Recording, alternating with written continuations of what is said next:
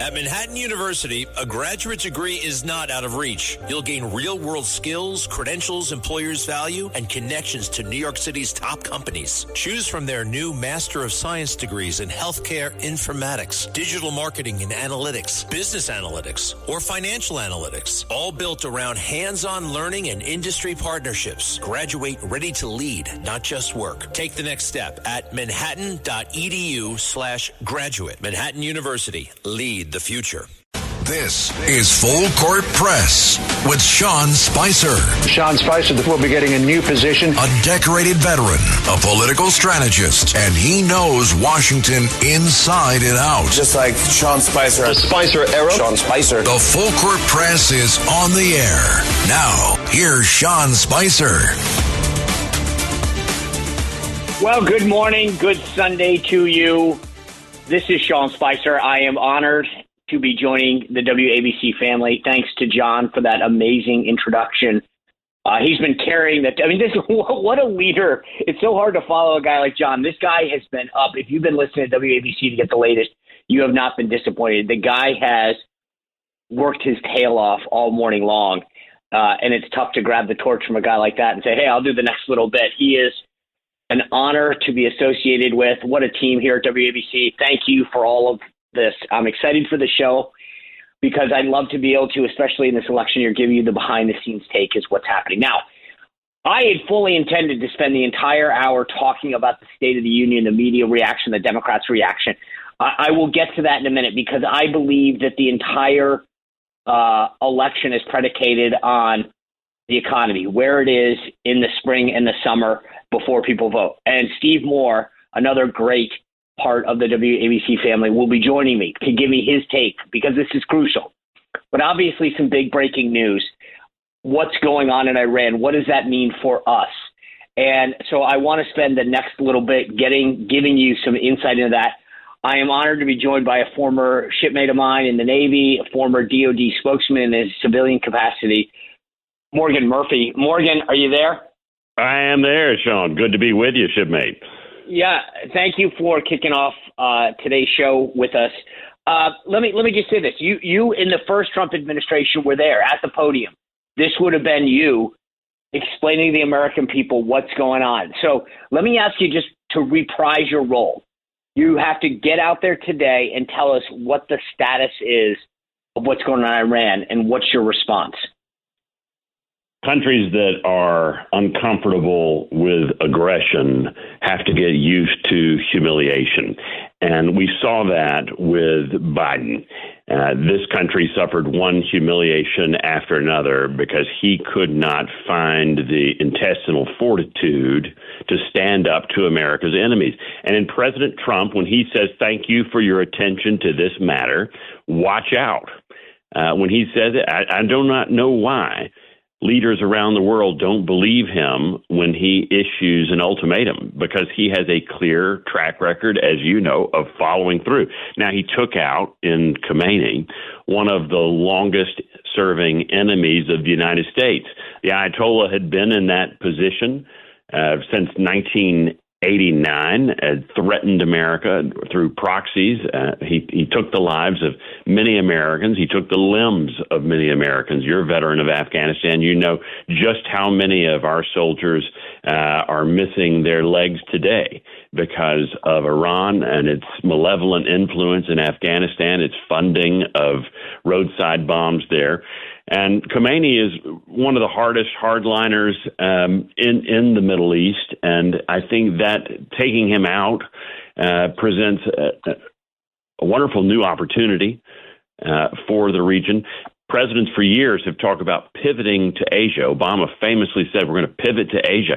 Well, you can't just pivot somewhere and abandon your friends and your allies and your interests in a region. President Trump is cleaning it up, and then we're going to pivot.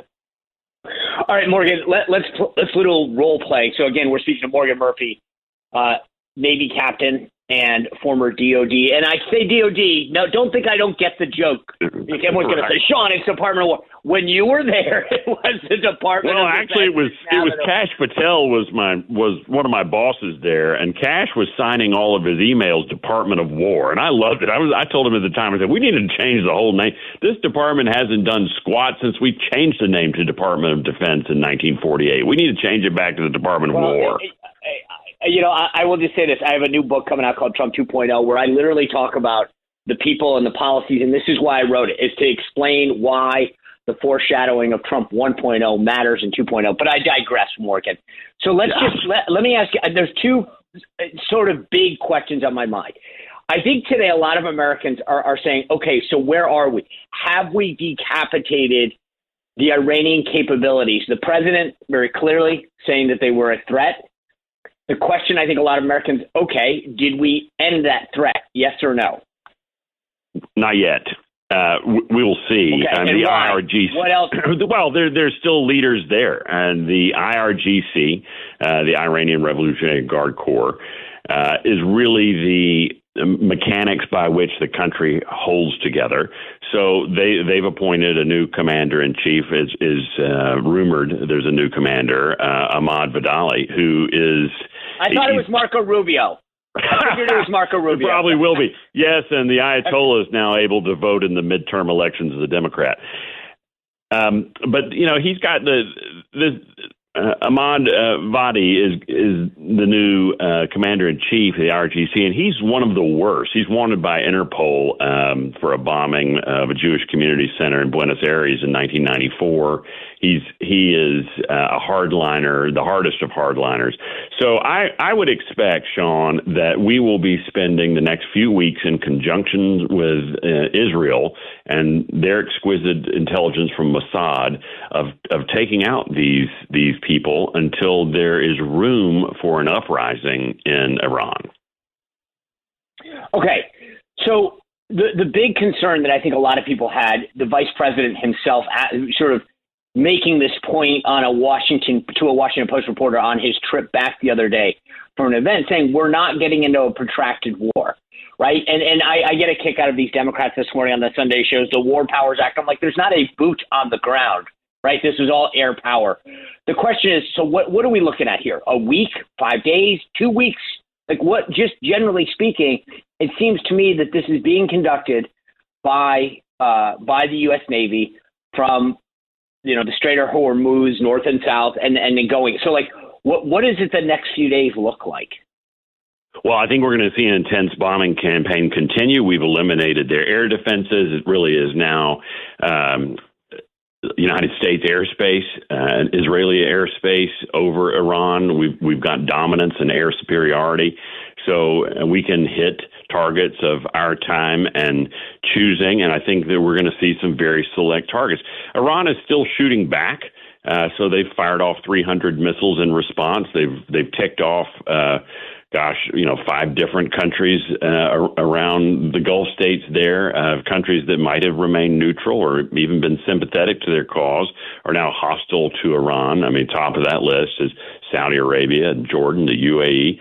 So Iran is not making its case internationally well at all. You don't hear any voices, would maybe save for Russia, coming to Iran's defense. So I'd see the next few weeks one where we're hopefully going to see some uprising. I mean, we saw thousands and hundreds of thousands of Iranians out on the street over the past 60 days protesting. Reported 30,000 were killed by this regime. So the mood is there. It is not with the regime. It will just take some time, and they don't have the media resources that they can't listen to Sean Spicer. So it'll take some time for that word to spread that they won't immediately be put down if they take to the streets again. Well, I was going to say, it seems to me from the videos that I've seen, both obviously in the U.S., which are not as important from their standpoint, but it sounds like the Iranians, I mean, they were chanting in these videos that they were excited about the Ayatollah's death. Like, they seem to be excited, right? Is there a chance these guys rise up? I mean, 37 years of the Ayatollah. This is a new dynamic for an entire generation. 47 years since 1979. I mean, and let's not forget, I think the problem is, I know you wanted to talk about the State of the Union and politics here. There's a big problem with politics as it relates to the Republican Party and Iran. There is a young group of Republicans who see us acting as simply a proxy to Israel. And they say, oh, you're just a puppet of Israel. You're being controlled by Mossad. And here's Trump just going in and doing Israel's bidding. Nothing could be further from the truth. 1979, this regime started by taking American hostages for 400 some odd days. They took 52 American hostages there in Tehran and kept them. I remember being in second grade and watching and praying for the hostages to come home. And then in 1983, Iran bombed, the 241 Marines and the Beirut bombing there that killed so many of our fellow Navy shipmates. They'd hate that we called them that, but that was never really avenged properly. And it goes on and on through the years, Iran up to October the 7th, attacking Israel. They have been at war with the United States and our allies since the very inception, and been chanting death to America, calling us the great Satan. They were developing nuclear weapons to be able to threaten our homeland and the ballistic missiles capable of carrying them here. So Trump is the first president, and 7 presidents have dealt with this regime, but Trump is the first one to take them out. You know, Morgan, it's so funny you mentioned that, because I love the fact that politicians, and frankly, let's be clear, on both sides, love to say that they're going to do stuff. We're going to hold the rest of the world accountable. On tariffs, for example, we're going to create a level playing field for our manufacturers, our service providers, our agricultural exporters. They talk a good game. What people get so pissed. You know why? Because Trump actually keeps his word. He does what everyone said they should do. So you're absolutely right. I mean, he said he was going to move the embassy, the U.S. Every president has vowed to move the U.S. embassy to Jerusalem. And he does it. I get a kick. The hit against Trump is, what do you mean you kept your word? That's not what politicians do. And this is another example. I've been watching clip after clip on the internet where all of these people on the left are like, we need regime change in Iran. Iran poses an existential threat to the United States. And then this morning, it's like, we are calling on President Trump to be accountable to the Congress. And I'm like, you knucklehead. He literally did what every one of you said that should be done. It's that you're pissed that he actually did what your leaders, Joe Biden, Barack Obama, et cetera, didn't do.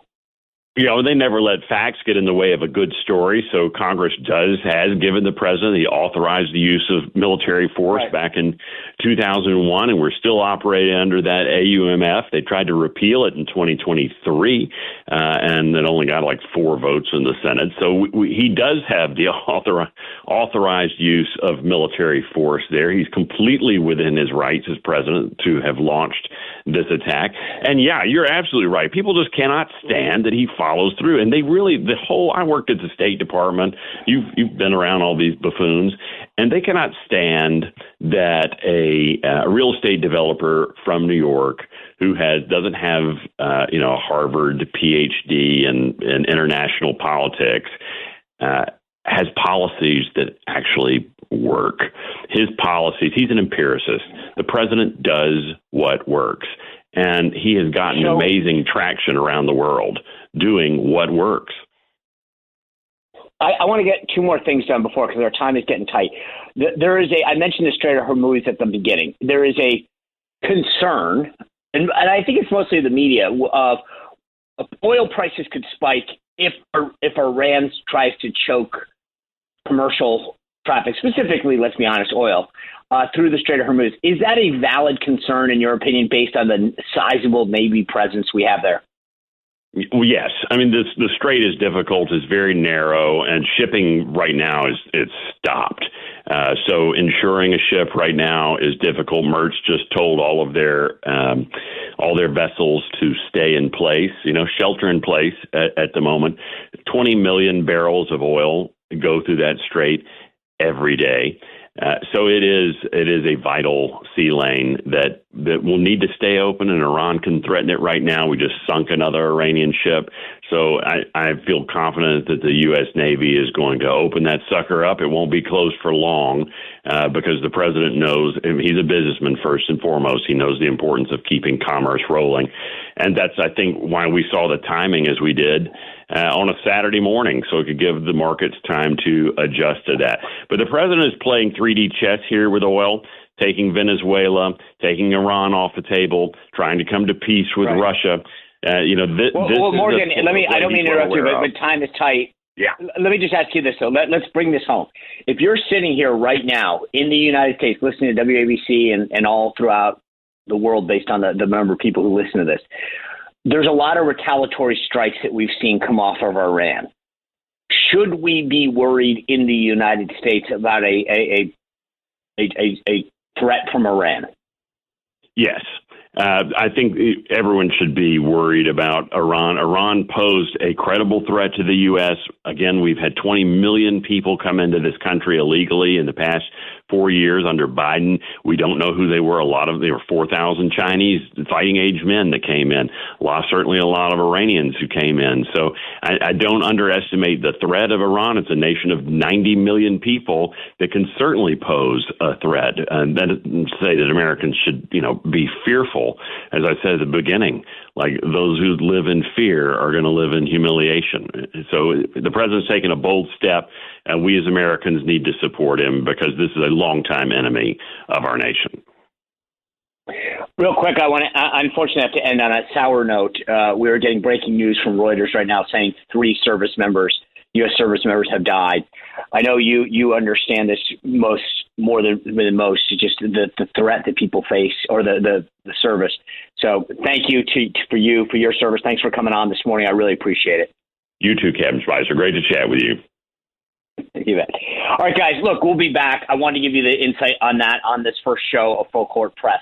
But you know what? We've got Steve Moore coming on. We're going to move over to politics, figure out what we need to do. Thanks for being with us on this initial kickoff edition of Full Court Press with Sean Spicer. I'm your host. I'll be right back. This is Full Court Press with Sean Spicer on 77 WABC.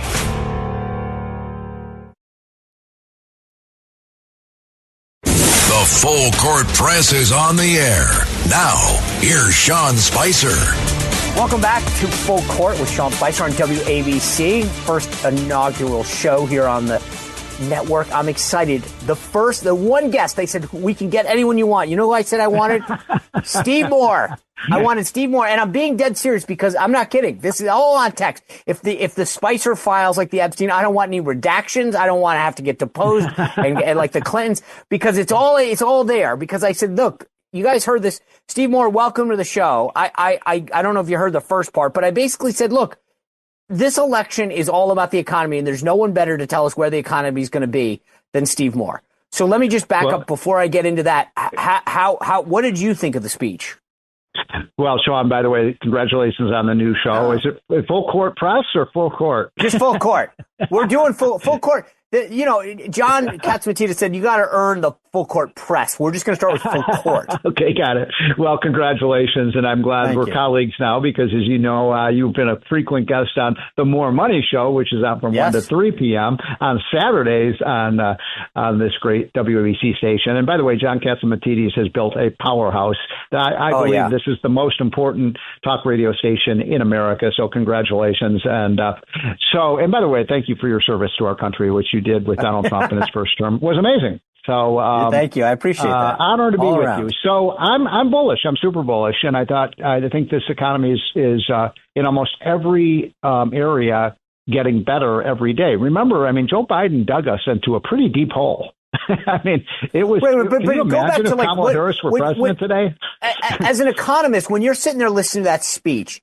Was it that, did you get it? There's certain things that I love, right? I love hearing about the Save America. There's certain political things. But as an economist, when you were listening to that speech, we were like, yes, more of that, more of that, more of that. So let me just say one thing. I'm very proud of the fact that when I saw the president about 10 days ago, I spent about 20 minutes with him. And one of the first things I said to him, I got honest truth. You're not even going to believe this, Sean, but I said, Mr. President, I just want to congratulate you. And he said, well, why? And I said, well, you've done something no other president has done. And he said, well, what was that? And I said, well, you've proven 22 Nobel economists wrong.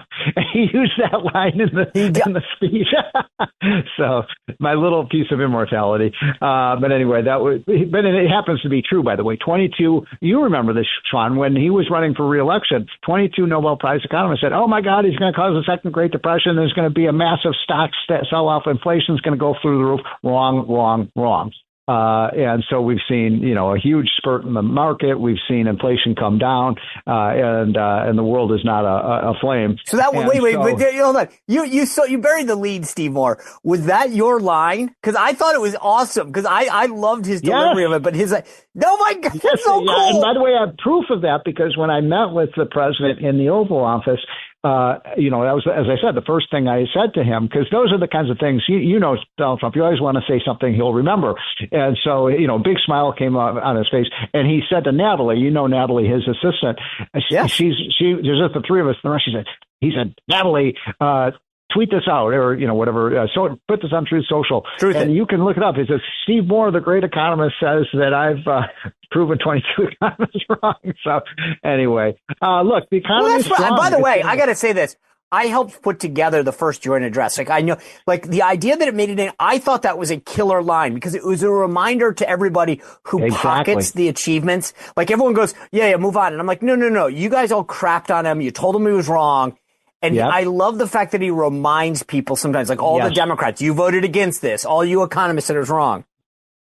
And on top of that, Sean, these were the same when you were running, helping run the president's campaign in 2016. That's exactly what they said back then. Remember? Oh, my God, Donald Trump is going to destroy the economy. And then he rebuilt the American economy. And then they said the same thing, and they got the story completely wrong twice now. And that's one of the things I love about Donald Trump is he has this habit of proving his critics completely wrong. But they don't stop. They don't slow down. They're never chastened. Yeah. So, again, I love the line. But was there when he started citing off these, the accomplishments, he talked about Trump accounts, and you and I saw each other at that event, actually, with Secretary Bessent. And then he talks about the Trump RX. What was, again, I want to get inside the mind of an economist. When you're hearing the policies, there's got to be one or two that you're like, yes, that's the one. Keep going. Well, I love the Trump accounts because I want America to be a nation of capitalists and owners. And that's what this program will do. Every American, starting at the age of 1 year old, will own a piece of the rock. And so that is a fantastic achievement. And by the way, this is going to mean that, a child born today, by the time they turn 25, they could be a millionaire. Think about that. I mean, it's just an unbelievable program that he has launched there. I love the fact that he has one of my favorite lines is that it happens to be true. We're producing more oil and gas today than any other time in American history. See what big surprise, the gas prices are down. When you produce more of something, guess what? Its price falls. I love the fact that he took on the kind of the green energy movement, and then we've shut down. Remember the electric vehicle mandate under Biden? God. That I still hate the way my car at stop sign stops, and I love the way that they undid that because I'm like, stop it! Yes, they've actually undone the mandates that so many of the things and made life better. He talked about the big, beautiful bill that this is going to save the average family about $2,000 a year this year, which is a big savings. I wish he would. One thing I don't recall him talking about, which I wish he had, because I think it's one of his greatest achievements. In that big, beautiful bill, we provided about 1 million scholarships for low-income kids to go to the school of their choice. And that is amazing that he's done that. I don't think he mentioned it. I wish he would talk about that more because he is the school choice president. Yeah, no, actually, it's funny because, when you think about a 2-hour-long speech, you can only fit at some point. They forgot the kitchen sink, too. But I want to get to where the economy's going, because I said this, as a lead into you, that I honestly believe. But before I do that, I just got to say, one of the things that I really do love about these Trump accounts is that you mentioned how they build wealth, right? Social Security to me is a scam, which is we take your money, then the government spends it somewhere else. We give you an IOU. We hope it works, and it's a really low rate of return.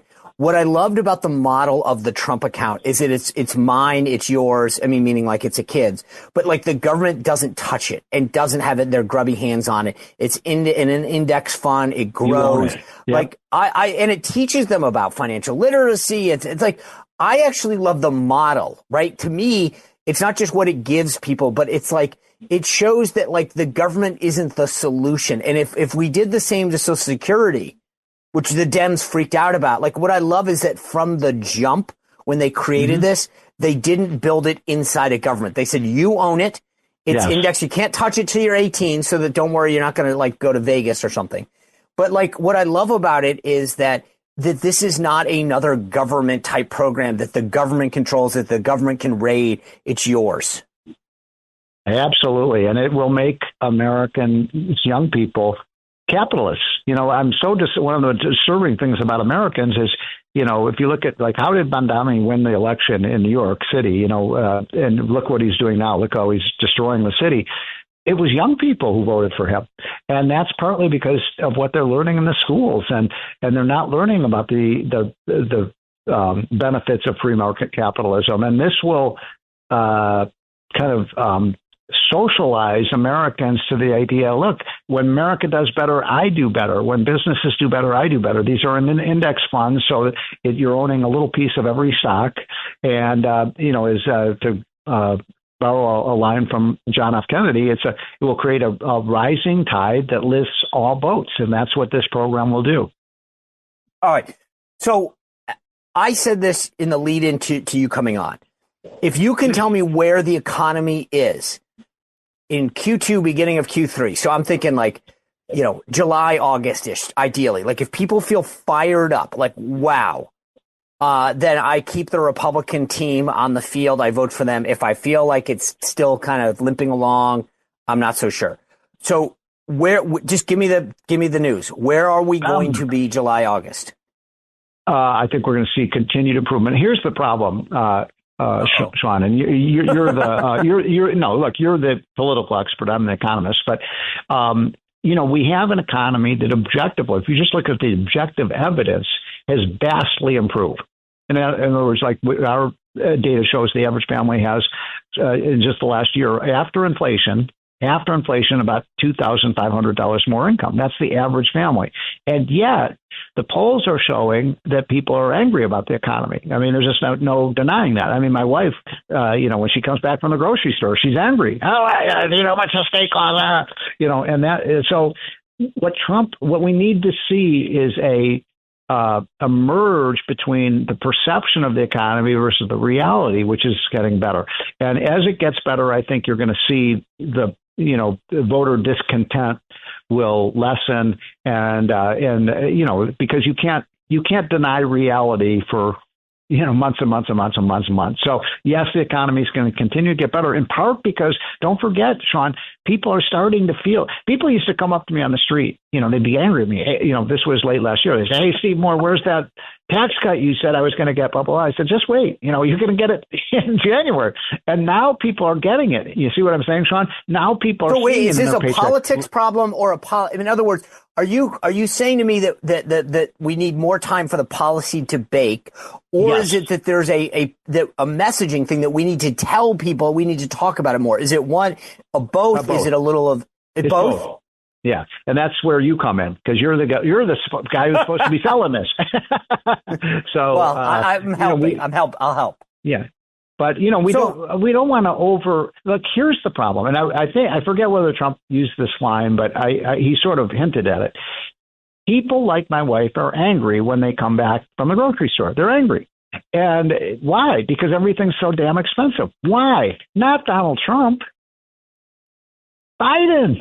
Right. Biden. Well, I keep saying, Steve, I keep telling people, here's the problem. Biden, let's just say that when Trump left office, everything was a 0. Biden jacked it to 10. Trump's got it back down to 5. And I get it. It's like, yes, that's progress, but people still want it back down to the 0 from before, right? Yeah, exactly. So we're going to see continued reductions. And Trump said this in the speech that over the last 3 months, the inflation rate has fallen to about 1.8%. That's right. Slightly below the Fed target. I think the American people want to see that inflation rate come down to 0. And we could do that. So we will see. But, you look at the fact that we have, the record stock market, gas, it used to be gas prices were the one measure we used. Me too. To determine inflation. What are you paying at the pump? Well, guess what? Yeah. We're paying I paid $2.69 the other day, $2.69 a gallon.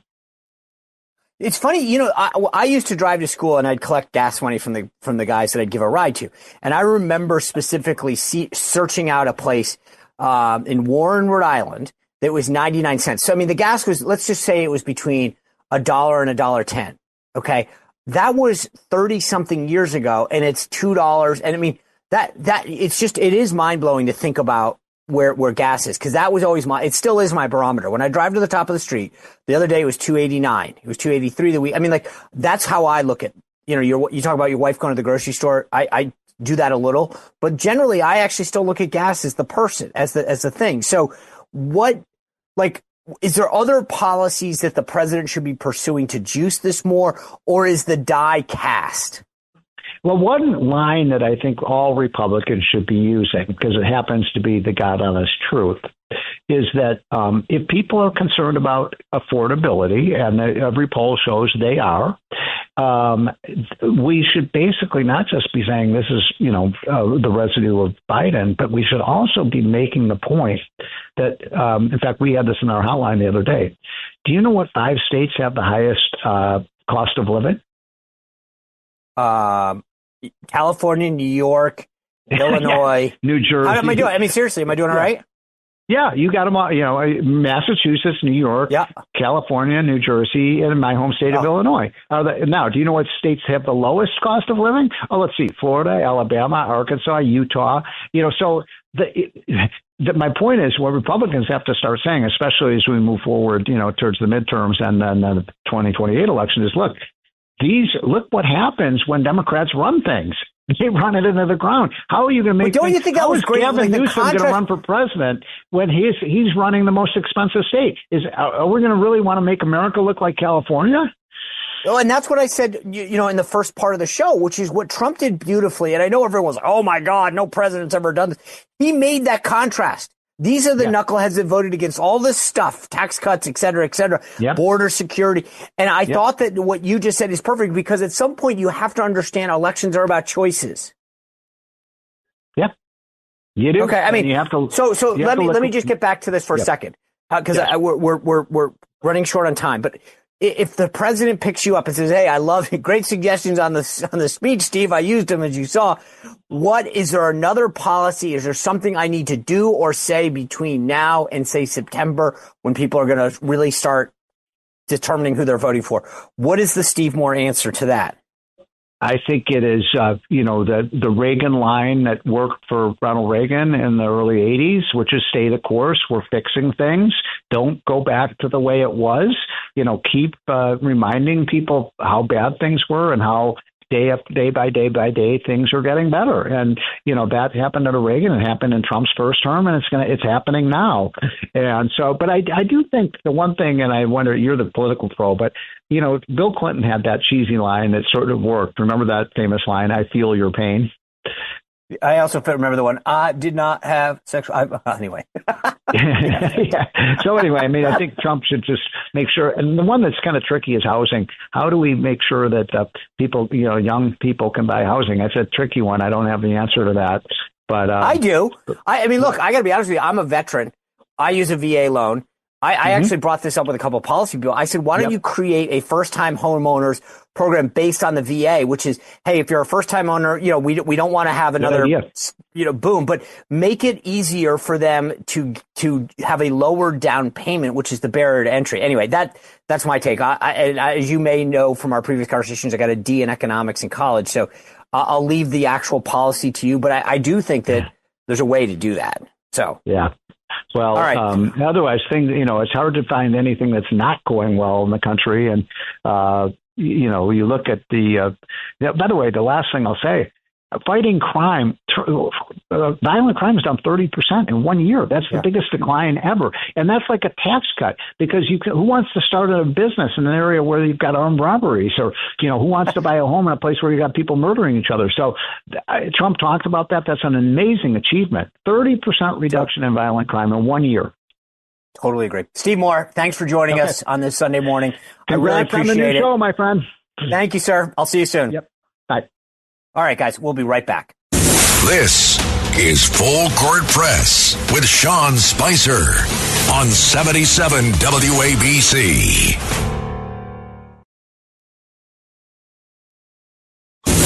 Welcome to your personal briefing. The Full Court Press is on the air. Now, here's Sean Spicer. Welcome back to Full Court with Sean Spicer. I'm Sean Spicer.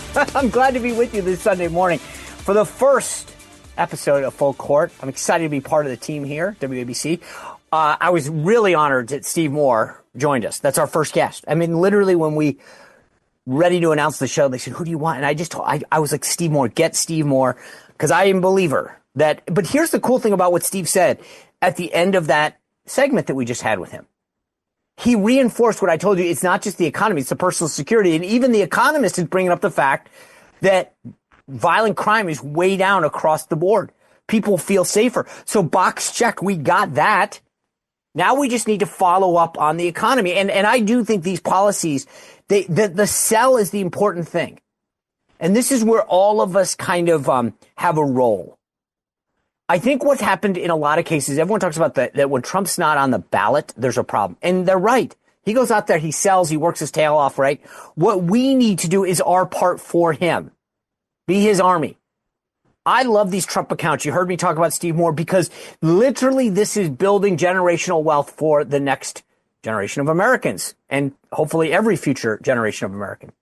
You get to put $1,000 in. If you have a kid right now, you can go to, I think it's trumpaccounts.gov. Okay. And for the next 3 years, if you have a kid that's born, you get $1,000 from the government. You get to put, as parent, I think it's like a few $1,000s. An employer can match it, and philanthropists can match that. Meaning there's some rich people around the country in different states that are willing to put in money. The Dells put in a ton of money. I mean, like the Michael Dell and Susan Dell, they put in billions of dollars to help fund this. But my point is that like, this is super helpful, because it's not like a Social Security deal where they take our money, they don't give us a good return for it. Oh, by the way, they spend it, and then they put an IOU and say, hey, I hope it's around when you retire, which is a total scam. So I love the motto. What I worry about is the sell. And what I mean by that, and this is what I was asking Steve Moore, is the intersection of the policy and the politics. If we don't go out and sell it, if these members of Congress sit around and go, oh, well, Trump will do it. No, he gave us the way forward. It's like he's the coach, and now we got to go run the plays. That's what has to happen right now. And I think that Steve put it together. Look, we've got the economy moving in the right direction where we want it. We've got the crime moving in the right direction where we want it. Now we get to go out and sell it. The one thing that Trump, I think, is the biggest problem facing Trump is he's a victim of his own success. Comes in, says, I can secure the border. Biden, we don't need all these new laws, although I would hope that we can get them codified. He just does it. And here we are, 10 months or a year into the first term, no illegal crossings in months, right? He did it. And now people are like, okay, it's almost like he pocketed it. And you go, okay, next. It happened so quick. We're like, wow, this guy got it done. And now we're on to the economy. But we need to go out and remind people what he's doing and how he's doing it. And the country's in a better place. And oh, by the way, and this gets back to what I said a minute ago. It's about the contrast. Do not think for 1 second that if the Democrats got back into power, that they would undo as much of this as possible. Now, remember, the thing about the border is they all run around right now. I mean, seriously, listen to everyone from Hillary Clinton to members of Congress and senators. They all will say this. They watch this line in their interviews. They'll say, I think we can all acknowledge that the border wasn't secure under Biden. Really? Because you didn't for 40 years. In fact, you were complicit. And now suddenly it's like, we can all acknowledge, no. You didn't. You just realized what a political albatross it was around your necks. They didn't just do this out of nowhere, right? So think about it. They let, 10, 15, 20 million people come across the border. They give them driver's licenses. They create a sanctuary city. And then when Trump says we're going to deport them, they say, oh, we want to stand up for them. They don't stand up. Clearly, we saw this city, and they don't stand up for, and they literally won't stand up for the American people. They'll stay seated when it comes to whose rights to defend. I mean, that's the big difference. They do this because this is to them the next generation of liberal voters.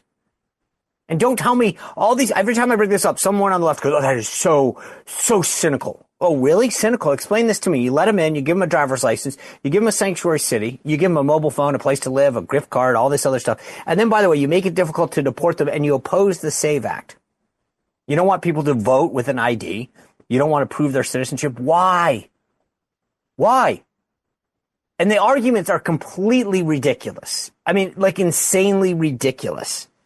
By the way, it's awesome. I did this video the other day. I hate to digress. Bernie Sanders goes on this show last week. I think it was like a podcast or something. And I'll do it for you. He says to the host, do you have a birth certificate? Do you know how to get yours? Because I don't. And she literally says, yes, I do. Actually, I have mine. I know how to get it. He goes, I don't. Okay, stop for a second. The guy is a 5-decade member of the United States Senate. He was in the House before. He doesn't have nor know how to get a birth certificate. Okay, just think about that for a second. Full stop. I don't have one. I don't even know how to get it. He goes, I wouldn't know where to start. Okay, so I did this on social media. If you go to my Instagram, I literally did a video. Bernie Sanders is born in New York. So I typed in to the internet, how do you get a copy of your birth certificate in New York?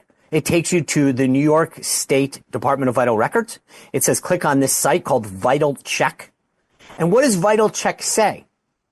Here is why it's so complicated, Senator Sanders, because you actually need to know your name, your date of birth, where you were born, and have a credit card. Man, that's tough. I get it. And it's a good thing that you, Senator Sanders, have a staff to tell you your name, your date of birth, and your place of birth. That's how hard it is to get a copy of your birth certificate if you were born in New York, by the way. And you have to have a credit card, and then they send one to you. Think about how stupid that they're making this argument that so many people in America have a challenge. Now, I don't know every state, but he was born in New York. He says he doesn't know how to do it. I literally showed this step by step on my Instagram video. But they want you to believe that it's this unbelievably challenging thing, like you're splitting an atom. This is the dumb stuff. And look, I mentioned the contrast, right? I want to play for you. This was part of the Democrat response to the State of the Union that they had, I think, in Oregon. Take a listen. I'm a mother. I am a physician, and I have a flag. And I am the proud representative for Oregon's 3rd Congressional District. Yes, thank you. Thank you. And tonight, I defy Trump and his authoritarian project by standing in joyful, radical, peaceful resistance with the Portland Frog Brigade. Okay, I just want to be clear about what you just heard. A member of Congress who's also a doctor stood on stage to do a response to Donald Trump's State of the Union with furries. They're frogs. There are people dressed up in frog costumes. Maybe they're not furries, they're blow-ups. I don't really know that matters. Who cares if it's a furry or a blow-up? They're frogs.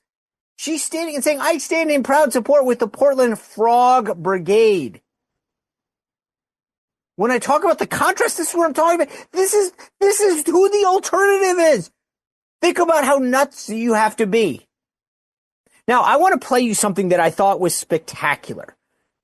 Because this is who we're up against. Not only that, this nut job member of Congress. And by the way, after her came United States Senator Ron Wyden standing there with, there was a giraffe. So it wasn't just blow up furry frogs. It was also blow up furry giraffes. This is their strategy. Well, there was a young enterprising woman from the Daily Wire. And she went out and asked a bunch of young people about how they thought the State of the Union went. Now, the kicker that you have to understand, and she says it at the beginning of this video, so I just want to make sure you have the context. This young woman goes out on the street with a camera and a little microphone and interviews young people, Americans, about how Trump's State of the Union went. Here's the kicker. She asked them 24 hours before it was delivered. Okay? We're clear on this. The State of the Union doesn't happen for 24 hours after she asked these people. And she goes on the street and says, how did you give me your reaction to Donald Trump's State of the Union speech? Take a listen to this. College kids are telling us Trump's State of the Union didn't go so well. The only problem? It's tomorrow. Rate Trump's State of the Union speech 1 out of 10. 1's the worst, 10's the best. Negatives. And why? I think we all know a lot of reasons. And what about the State of the Union last night? 1 to 10. It was like a 1 or 2. I mean, it was all over the place. Probably just give it a 0 overall. Gonna give it a 1. And why do you say 1? I don't think he's very articulate. How did Trump do at the State of the Union? 0. I'll be real, I didn't watch it. I didn't really watch it much. I watched it for a little bit, but turned it off. The State of the Union last night. How was that 1 to 10? No, it was last night. That was tomorrow. No, you're good. You passed the test. Good job. I mean, so at least one of the people said, isn't it tomorrow? The other girl literally says, I only watched part of it. It's one thing to throw out like as a 0 because, I never liked the guy and I'm always going to give him a 0. Like one girl literally patently just said, oh yeah, I only watched part of it. Like, this is what we're dealing with. Like the next time you hear one of these public polls, by the way, just keep that in mind. Keep that in mind. That this is the nut jobs that I only watched part of it. It's a 0. He ranted and raved. And it didn't even happen yet. Now here's the really sad part. There is a member of Congress, Robin Kelly of Illinois, that did watch it and had a problem with who Trump acknowledged. I mean, you got to be kidding me. This is the part you had a problem with, not the policy. I get it, you're a leftist, like some of the policies. But this, I want you to hear this. This is Robin Kelly, a member of Congress from Illinois, talking about objections to Trump's speech. Take a listen. I was there, and it was as horrific as I thought it would be. Did you leave early? Absolutely. It was like an award show. You get a medal. You get a medal. You get a medal. That's literally, Mo just said, you get a car, you get a car. Y'all are on the same page. Yeah, let's remind that dum-dum who the medals went to. One was a Legion of Merit to a Coast Guard swimmer who rescued 160 Americans in a flood. Okay? That's one. Two was the helicopter pilot who was shot multiple times in the lead up to the raid to take Maduro down. Shot. Who was standing there in a walker because he is still suffering severely from injuries from being shot. The third person is a 100-year-old Korean pilot who did amazing, heroic things that have been kind of kept secret. Those are the three people. And the other ones, by the way, who already had medals with the U.S. men's hockey team. But how pathetic are you as a member of Congress when you joke about they get a medal like it's some Oprah show? These are American heroes who fought and suffered to help their fellow service members, save the lives of Americans, defend our freedom. And that is the alternative. That is the choice. They won't stand for us. They mock those who achieve greatness. They mock those who suffer. That is the Democratic Party. President Trump on Friday truthed out, the right's brand is America first. the left's brand is getting mad about that. He's right. I mean, stop for a second and just realize this. What are they pissed at? Are they upset that like Americans are being applauded and acknowledged for greatness and bravery? This is a very sad party and movement. There's a new poll out that shows that they don't love America. I mean, like, I'm not trying to question their patriotism. Don't give me this, but it's not me. I'm looking at public polls. I'm looking at their statements. They have showed us who they are. Now, I want to get back to this whole thing that I kind of started with full circle here. The president gave us a roadmap at the State of the Union. Here's what we need to do to be successful in November. And frankly, I've said this before. I was in the first Trump administration. I have a brand new book out called Trump 2.0. And the reason I wrote the book is to show the contrast between the first term and the second term. Why it's so different, the lessons learned from 4 years out of office, and how those lessons are helping Trump be so successful. But this is the contrast that has been drawn. This is where the Democratic Party is.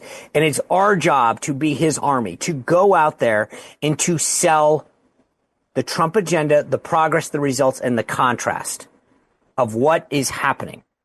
It is our job to do that. We need to be the people that go out there and sell it. We cannot just say, oh, it's for Trump.